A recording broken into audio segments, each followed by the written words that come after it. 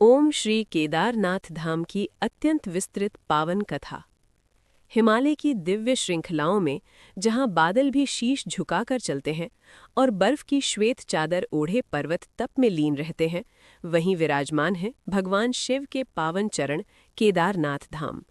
ये केवल एक तीर्थ स्थल नहीं, बल्कि तप, त्याग, पश्चाताप और करुणा की जीवंत गाथा है। हिमालय केदारखंड का पवित्र महत्व। प्राचीन ग्रंथों में हिमालय के इस भाग को केदारखंड कहा गया है। कहा जाता है कि यहाँ देवता भी तपस्या करने आते हैं। ऋषि मुनियों की साधना से ये भूमि सदैव ऊर्जावान रही है। स्वयं नारद मुनि ने यहाँ भगवान शिव की महिमा का गुणगान किया था। महाभारत के बाद पांडवों की व्यथा। महाभारत युद्ध समाप्त हो चुका था। विजय पांडवों की हुई, परंतु उनके हृदय में आनंद नहीं था। युधिष्ठिर बार बार कहते, राज्य मिला है पर शांति नहीं। ऋषियों की सलाह पर पांडवों ने निश्चय किया कि वे भगवान शिव से क्षमा याचना करेंगे, क्योंकि केवल शिव ही पापों का दाह कर सकते हैं। शिव की खोज में कठिन यात्रा। पांडव काशी पहुंचे, परंतु भगवान शिव वहां से अंतर्ध्यान हो चुके थे। वे गुप्त काशी पहुंचे, जहां शिव गुप्त रूप में तप कर रहे थे। वहां भी दर्शन न मिले। अंततः वे हिमालय की दुर्गम घाटियों, तेज हवाओं, बर्फीले तूफानों को पार करते हुए केदारखंड पहुंचे। नंदी रूप और शिव की लीला। यहाँ भगवान शिव ने स्वयं को नंदी रूपी बैल में बदल लिया और पशुओं के झुंड में जा मिले। भीम को संदेह हुआ। उन्होंने बैल को पकड़ लिया, तभी वो धरती में समाने लगा। भीम ने पूरी शक्ति से उसकी पीठ पकड़ ली। उसी क्षण शिव 5 भागों में प्रकट हुए। ये लीला ही पंच केदार की उत्पत्ति बनी। पंच केदार का रहस्य। भगवान शिव के 5 अंगों ने 5 पवित्र स्थलों को जन्म दिया। केदारनाथ पीठ, तुंगनाथ भुजाएं, रुद्रनाथ मुख, मध्य महेश्वर नाभि, कल्पेश्वर जटाएं। आज भी भक्त पंच केदार यात्रा कर मोक्ष की कामना करते हैं। केदारनाथ ज्योतिर्लिंग की महिमा। केदारनाथ में शिव स्वयंभू ज्योतिर्लिंग के रूप में विराजते हैं। यहाँ शिवलिंग त्रिकोणाकार है, जो उनकी पीठ का प्रतीक माना जाता है। पांडवों ने यहाँ पत्थरों से मंदिर का निर्माण कराया। आदि शंकराचार्य और पुनरुद्धार।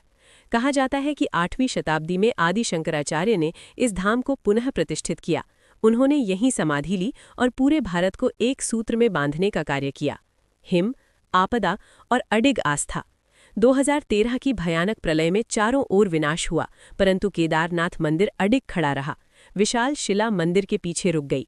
इसे आज भी भीमशिला कहा जाता है। भक्त और भगवान का संवाद। केदारनाथ में कोई खाली हाथ नहीं लौटता। यहाँ शिव मौन में बोलते हैं और भक्त आंसुओं में सुनता है। केदारनाथ का संदेश। केदारनाथ सिखाता है, पश्चाताप से पवित्रता आती है। अहंकार नहीं, समर्पण चाहिए। शिव कठोर नहीं, करुणामय है। जहाँ शब्द थम जाते हैं, वहीं केदारनाथ शुरू होता है। जय जय केदारनाथ बाबा, जय जय भोलेनाथ।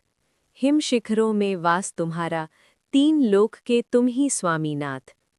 हिमालय की गोद में बैठे शांत स्वरूप महादेव। बर्फ से ढकी उन चोटियों पर गूंजे हर हर महादेव।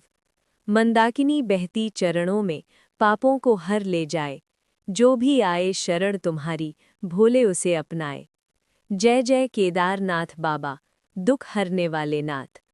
ना सरल है तेरी डगर बाबा, ना आसान है ये राह, लेकिन जो श्रद्धा से चल पड़ता, उसे मिल जाता तेरा साथ। कंधे पर गंगा, शीश पर चंद्र, भस्म रमाए अंग। डमरू की धुन में बसती है सृष्टि की हर एक तरंग। हे त्रिनेत्रधारी शंकर, करुणा का कर दो दान।